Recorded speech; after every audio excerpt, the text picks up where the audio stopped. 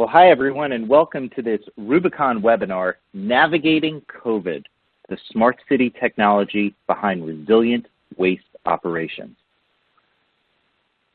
My name is Michael, Strategy Officer at Rubicon, and I'm joined today by my colleague and good friend Conor Riffle, Vice President for Smart Cities at Rubicon. And the two of us are going to take you through a bit of a journey, tell you a bit about Rubicon as a company, but then really dive into what is a smart city, what is a resilient city, and how do we navigate these times of COVID in a smart and resilient way, and what's the role of waste operations in helping to achieve that vision. We'll move briskly, but hopefully today's session provides some meaningful information to all the good men and women working out on the front lines of American cities. So quickly about Rubicon, we are a software company that provides smart waste and recycling solutions for businesses and governments worldwide. We have a simple, I would say elegant mission, which is to end waste in all of its forms. And what that means is we're focused on keeping materials out of landfills, getting materials into the recycling stream and the circular economy stream. But we're also focused on ending wasted time, wasted energy, wasted resources, be those tax dollars or labor hours. So we look at waste holistically. And when we talk about cities, that means saving tax money. That means ensuring less overtime for public workers. And that means delivering a great customer experience for the taxpayer. At a high level, Rubicon works to turn businesses into more sustainable enterprises and neighborhoods into greener, smarter places to live and work. And our company operates in all 50 states, 22 countries. We have over 7,000 partners who haul waste and recycling and organics for us across our portfolio. And we're partnered now with over 55 cities through our Rubicon Smart City product. So I'd like to just talk for a moment about us as a B Corp. It's an important element to us as a company. Rubicon has been recognized as a certified B Corporation since 2012. And what a B Corp is at a really high level is a social enterprise, a company that commits to focusing on purpose and doing good and doing well at the same time. We're one of the largest B Corps in the world, one of the oldest B Corps. We've been certified since 2012. And we mention this all the time, but particularly in the context of speaking with government, because we have a vowed commitment to working with our city partners, not just to drive cost savings and more efficiency for them, but to really improve quality of life within the cities in which we partner. So what is Rubicon Smart City? Rubicon Smart City is a technology suite, and it's a technology suite purpose-built for city governments to help them run more efficient, more effective, and more sustainable waste and recycling operations, but really more sustainable operations and more efficient and effective operations overall. It's a SaaS offering, and it was originally designed to empower waste and recycling fleets to reduce costs and deliver better service to citizens, but it's grown now to encompass other fleets across the city and to really focus holistically on delivering more efficient, better, lower cost services holistically. The product that you could buy through numerous means if you're an interested city, HGAC Buy, which is a leading purchasing consortium, AWS, that stands for Amazon Web Services, through their marketplace, the GeoTab marketplace, and also marketplace.city. Lots of places with the word marketplace, but all of those are ways to directly procure Rubicon Smart City, apart from, of course, the traditional RFP process with which we often participate. And in fact, these slides are now out of date. We're in 55 cities, over 55 cities, just in the last 3 months since these slides were made. So it speaks a bit to the rapid growth of the product and the business across the country. That's Rubicon. Now let's talk about the smart city and the resilient city and COVID, the real themes of why you've tuned in today. So what makes a smart city? Every single company out there wants to claim that they have a smart city product, they position to say we have the next best thing to help make a city, unquote, smart. A lot of this is marketing, and we feel very differently about that. We believe that to have a smart city product, you have to deliver ROI, and you have to do so in a relatively condensed time frame to prove your chops to that city. But beyond that, we've spent an inordinate amount of time focusing on the definition of what is smart. And we have two wonderful members of our board, two former mayors, Mayor Stephen Goldsmith, former mayor of the city of Indianapolis, and Mayor Michael Nutter, former mayor of the city of Philadelphia. And together with the two of them, my team and I have really thought about this, and we said, well, at the end of the day, a smart city is a proactive city. It's a digital city, and it's a data-driven city. So what does that mean in practicality? Well, proactive means anticipating the needs of the residents. So not being a responsive city that responds to complaints, but a proactive one that anticipates where the problems are and where the concerns are before they become crises that need immediate attention. A digital city is one that's, of course, paperless. It's real time. It's able to adapt quickly because it is digital.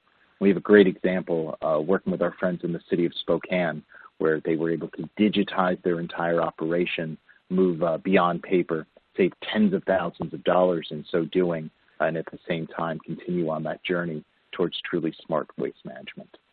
And finally, a data-driven city. That's a city that is adaptable, cost-effective, it's continuously improving, but it's making every decision based on where the data take them. These are great visions. And then a pandemic strikes. So how do you rectify the vision of a smart city against the backdrop of a global health pandemic? Well, there are a lot of drivers that this pandemic has forced to the fore for public leaders. First, regarding health and safety. I have a quote up right now for you to look at it for a moment, but the long and the short of it is that the men and women on the front lines of providing waste and recycling and city services were more impacted than almost anyone. Of course, hospital workers, would fall into that category even more so. But the men and women picking up trash, the men and women, sweeping our streets, doing this work out in the field in the midst of this pandemic have been greatly impacted, and it's led to a dramatic reduction in public workforces, ideally for a temporary time, right, at least a 2-week period, but in some cases much longer. There have also been many deaths. So cities, in the face of the pandemic, have had to work with rapidly changing workforces, the size of those workforces, dynamic workforces. They've been rapidly shrinking, sometimes temporarily, sometimes longer term, as a result of the pandemic. At the same time, waste volumes are going through the roof. And what do we mean by that? Well, if you think about it for a second, and again, a quote to look at as I voice this over, we're all working from home, right? We're recording this session from home. You're watching this from home. So many of our businesses have been shut for months, will remain shut. Well, where is the waste being produced? It's not that it's stopped being produced, but there's been a migration from businesses to homes. So residential waste volumes, simply put, are through the roof.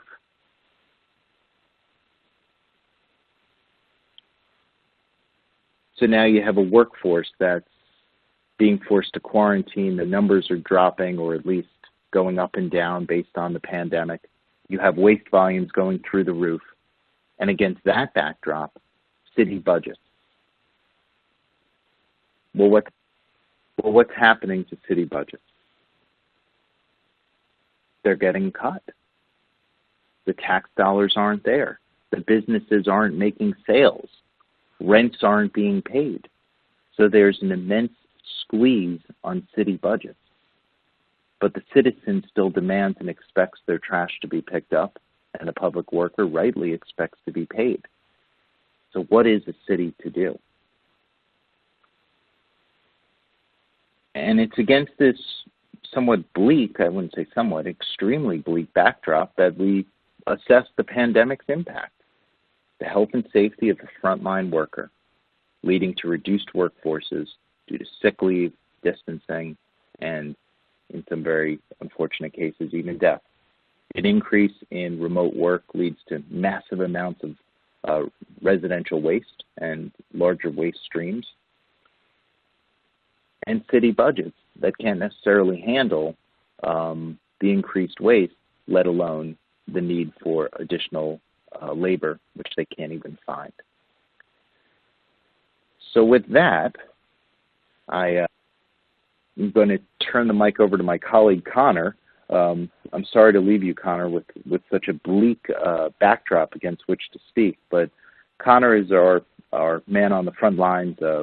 He leads our team working directly with our city partners across the country, and I think it makes a lot of sense for him to tell you a bit about this one partner, the city of Fort Smith, the great work that's being done there, and then really help you understand, well, what do you do? I've laid out the problem for you. Now what do you do, and how do you win and survive in this environment? So Conor, over to you. That's great. Well, thank you so much, Michael. And I think you laid out the realities of COVID and the realities of this pandemic. And now we're going to talk about what cities are doing to adapt their operations so that they can continue to provide service in the face of this pandemic, and so that they can transform their operations to be more resilient in the future, so that when these types of external shocks come up again, because they will, they'll be better prepared. So what I'd like to do is start with just a little bit of a case study with our friends in the city of Fort Smith, Arkansas. Kyle Foreman, who is the sanitation director in the city of Fort Smith, couldn't be with us today, but he prepared some notes about the impact that COVID's had on the city of Fort Smith and how they've adapted. And so I just wanted to share a few of those with you so you could get a sense of, you know, what this means in the real world context. So City of Fort Smith provides residential commercial collection for the residents of the city. And like so many cities, they've been heavily impacted by COVID. The city's responded in a couple of, really important ways. They've, in order to cope with, for example, the increase in waste volumes, the city's updated their routes. They've suspended their bulk and recycling and yard waste services at various points, reducing them and also stopping them completely at various points in the pandemic. And that, along with a number of actions that the city's taken to protect the safety of their workers, has really formed the core of their response. So the city is now practicing staff spacing. They're staggering hours for their employees. They're providing masks and other PPE, and they've also upped their cleaning regimen to keep their sanitation workers safe. But Fort Smith was in a little bit of a different position when the pandemic hit, because they were already using software from us that allows them to make their operation a remote-enabled operation. So when the pandemic hit, the city of Fort Smith was able to send home some of its management and dispatch staff, have them work from home, but still manage the day-to-day of their waste collection operations using Rubicon's platform. We did a pilot with the city at the end of last year, beginning of this year, and we were able to identify about $245,000 worth of savings in helping the city transition to a fully remote solution. So I'm going to talk more about kind of what that means and some of the specifics involved in transitioning to a remote platform. But I did just want to highlight the city of Fort Smith and some of the actions that they've taken. They've been a great partner, and we're very proud to work with them.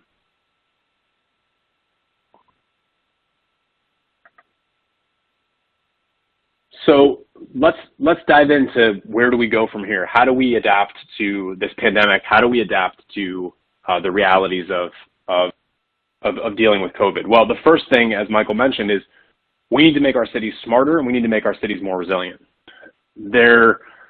The pandemic has exposed that we no longer can be in a situation where we rely on the norms. We rely on historical norms and our expectation of those going forward. We need to make our cities smart, and we need to make our cities resilient so that we can adapt to these external shocks like COVID. But it's not just COVID. We're going to see lots of other external shocks as well with the changing climate, with disruptions due to civil unrest. There's a lot of things that come and that can provide these external shocks. And city waste operations departments need to be resilient enough to be able to handle those. And a core aspect of resiliency is becoming a digital first operation.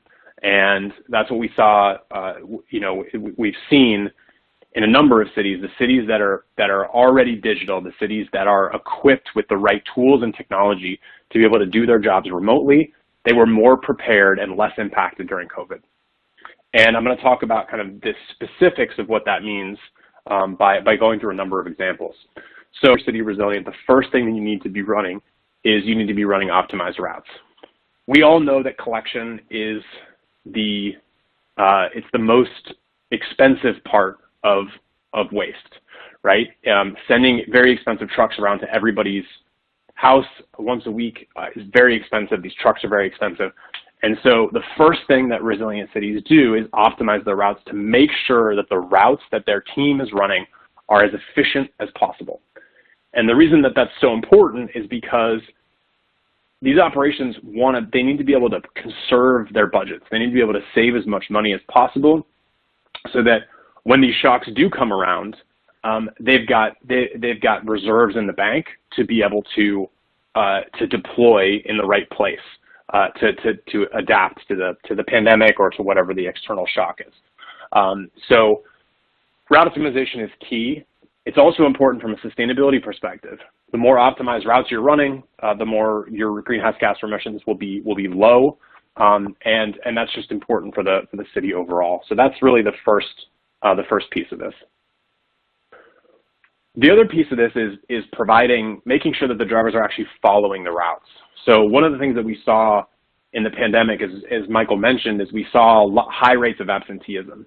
All of a sudden, city waste operations, where they may have 100 drivers, because of COVID, 30 of them weren't showing up to work that day, whether they were exposed to COVID, whether they actually contracted COVID, whatever it was, we were seeing significant absenteeism. And what happens when those workers don't come to work is that oftentimes in a non-digitized city, the routes that the residential drivers follow, those routes are in their heads. So if the driver doesn't come to work, the routes don't come to work. And that puts the cities in a very difficult position when dealing with prolonged absenteeism. And that's the situation that a lot of cities found themselves in during the pandemic. So routing and digitizing your routes is essential to that, so that not only are your routes optimized and are they efficient, but they can also be completed by somebody who is unfamiliar with the right way to run that route. And that means that you need to be able to provide them with, for example, an in-cab interface or at least a paper route sheet or something that will allow them to be able to run that route when the normal driver isn't there. So that's really the second piece is data and digitization piece.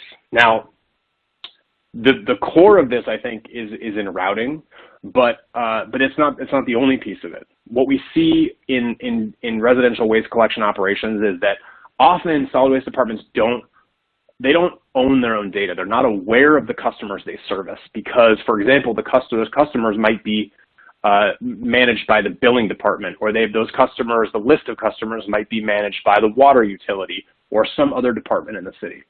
And that is a very dangerous situation for solid waste operations to be in a situation like we had with the pandemic. So what we saw over and over again in many cities is that when cities had to adapt quickly to change their routes because waste volumes are going up, or maybe to reduced recycling service because of the pandemic, they have to know which customers they're servicing and that they're supposed to service. And if they don't have control over it, it makes it very difficult to be able to show that adaptability and that flexibility. So being able to have this digital operation is just really, really critical for city solid waste. And you know, it's not just routing data, it's customer data. It may be even, for example, being able to change your routes quickly as a result of, you know, hey, we need to go over, all of a sudden we're seeing a lot of bulky requests in this area, so we need to be able to dispatch quickly a bunch of bulky trucks to pick up extra waste in this particular section. Some cities are seeing illegal dumping claims rise, so we're seeing instances of illegal dumping in some cities rise, and that makes it very difficult. So cities have to actually adapt to that illegal dumping. So there's just all sorts of unknowns as a result of COVID, and having a data first, having a digital first solution helps you to tackle those. This area is focused on getting more for less. So I mentioned just how expensive it is for city departments to run solid waste collection operations. Nowhere is that more the case than really in solid waste because of just how expensive these assets are. So, you know, traditional garbage truck may cost $250,000 a piece, and then the city has to send, you know, those, they have to equip them with a crew and then send them around to every single house in the city at least once a week. It's very expensive. So getting more for less is directly relevant for the solid waste department in cities. How can solid waste departments utilize those vehicles to do other things at the same time? And a core component of that is actually equipping the garbage truck with the right technology to be able to do other things in the city. A garbage truck is the only vehicle that goes up and down every single street in the city at least once a week. So it's actually the perfect vehicle to equip with other technology. In a time of reduced city budgets, in a time where it's just very difficult to get anything done in cities, investing in doing more with existing city assets is really a critical consideration for cities. Smart city solutions for vehicles can fall into that same category. So for example, one of the things that we've been working a lot on, and it really has only accelerated during the pandemic, has been how can we equip these garbage trucks with the functionality to do other things. These trucks are already driving every street, so could they look for example, potholes? Could they also look for overflowing bins? Could they look for other violations the solid waste department might need to bill for? What else can these trucks do while they're driving their normal routes that will alleviate the need to pay somebody else to drive those same streets doing, you know, looking for whatever they're looking for? So there's a lot of work going into this space right now, and it's something that every single city should be thinking about as they're thinking about what does my city look like post-pandemic? What is my city? What is my remote, digital-first, smart city? What do my city services look like in that future scenario? I also want to mention a really interesting area related to sustainability, and I have a couple of points on this. A lot of folks have been saying that the pandemic has been really bad for sustainability. But actually, we see the pandemic as one of the best opportunities for sustainability that's presented itself in a long time. And I know a lot of cities out there are focused on how can we develop an organic waste collection program. Organic waste is an opportunity that is just sitting there. The organic waste is waiting to be diverted out of the MSW stream and directly into a composting stream so that it doesn't have to go to the landfill. Cities know that they can knock out 30 to 40% of their total waste volumes if they can get rid of the organic waste from their stream. And a lot of cities have been struggling with how to pay for solutions like this. Well, the pandemic really presents a wonderful opportunity to do that. By investing in a more efficient operation, by investing in a digital-first operation, by investing in things like more efficient routing, in digital operations, in, for example, automated side load trucks, automated pickup. These investments can actually help the city save money and pay for things like organic waste diversion. Now, we recognize that it's going to be difficult. Setting up an organic waste diversion program is difficult under any circumstances, and we've seen lots and lots of cities cut these programs during the pandemic. But when we're thinking about what does our world look like, what does our post-pandemic world look like, and what do our post-pandemic cities look like? Diverting organic waste and achieving other sustainability goals is actually a core component of that more sustainable, resilient future.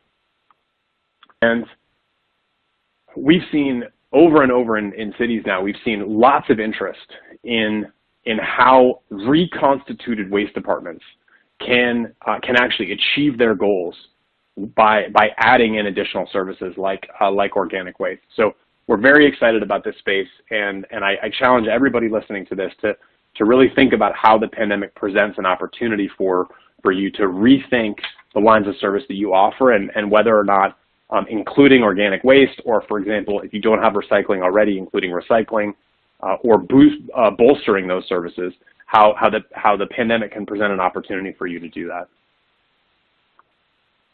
And my second point on sustainability is really to look at how the pandemic can present an opportunity for your broader sustainability goals as well. So one of the things that a lot of cities have been focused on over the last 10 years has been establishing zero waste goals. I know in my home city of New York City, we have a zero waste goal. I know lots of folks have zero waste goals. But those goals have been very difficult to achieve. And the pandemic has provided, again, a real opportunity to double down on those goals and on achieving those goals. There is no better time than right now, as we've stopped so much economic activity. As we start to pick up again, this is the time to embed sustainability across the entire city, to look at how we can change our operations to make sure that the material that starts to come back online is less, and how we can make sure that it's diverted away from landfill. So sustainability goals right now, as much as they might seem counterintuitive, are actually really top of our list and top of many cities as they come out of the pandemic. We provide many sustainability solutions, and there's other companies that provide sustainability solutions as well. But just a couple of practical ideas for looking at that sustainability. Now is a really good time to look at waste characterization studies, to look at things like recycling rates, set out rates, contamination rates. We do a lot of work with cities around waste audit and actually recycling audits, and actually looking in the blue bins to see what folks are throwing away. And now is a good time to look at that data, and then look at, coming out of the pandemic, how your city might be able to embed some of that thinking and some of those actions into your strategy. And then engagement is another really important area that I think the pandemic has brought about and has increased the focus on. There's no better time than in the middle of the pandemic to rely on your neighbors and to engage your community. And we've seen this because all of a sudden there's been an outpouring of support for sanitation workers. Sanitation workers they're now acknowledged. They're people realize how dangerous their job is, and folks are very grateful for the fact their trash is still getting picked up every day, and their sanitation workers are still out there every day picking up their trash, despite having to take additional risks to do so.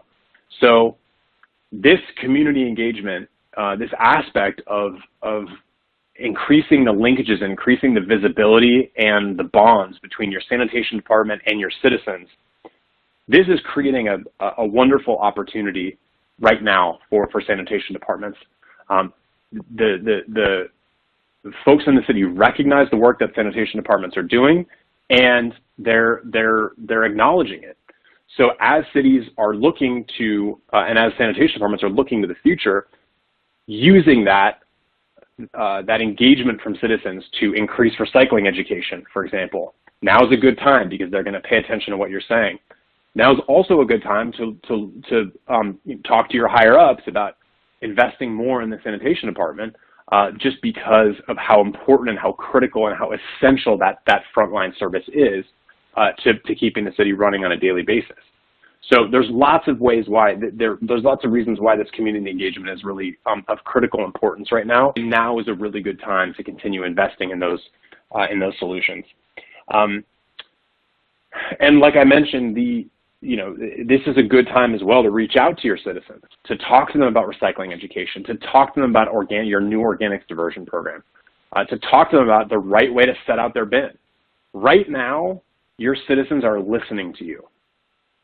So take advantage of that and use it the best you can. Finally, there's a wonderful thing that has come out of the pandemic, which is this acknowledgement of sanitation workers and the critical role that they play. And I think there's an opportunity to change the dynamic between sanitation workers and management to these workers. These folks are out there every day on the front lines. They're doing amazing work. So now is a really good time to acknowledge that work and to empower your people. So establishing awards programs, Employee of the Month, establishing best practices and documenting some of those best practices to highlight some of the work that these employees are doing. Now is the time to empower your people and to make sure that they understand just how essential their work is and how much you appreciate it. All around the country, going out of their way to support their drivers. The drivers are essential, and they are key to making sure the trash gets picked up in all of our cities. So, now is a really good time to continue to invest in that and to make sure that your drivers are feeling recognized and feeling acknowledged. I know that it's one of the things that's been the most hopeful for me through this whole pandemic is seeing these folks go out on a daily basis and make sure the trash is still flowing. And that's a real opportunity to change the dynamic if it needs it with your drivers and acknowledge all the amazing work that they've been doing. So I've outlined a number of ways that we're planning for a resilient future and what a resilient future looks like. I've summarized them here in this slide. I would say hopefully my section has been a counter to the realities of COVID that Michael outlined at the first half of this meeting. The realities on the ground and the look ahead, I think, is very hopeful because this pandemic has exposed some difficult realities about the solid waste business and the way that we run our operations in cities. But it's also exposed some really, really great and hopeful areas for us to invest in. And I'm very optimistic about the future of solid waste operations in cities. And I think that coming out of this pandemic, we can be stronger and we can run stronger and more resilient operations in our cities than we ever have before. So with that, Michael, I'll turn it back over to you to wrap. And I'll just say a big thank you to everybody for.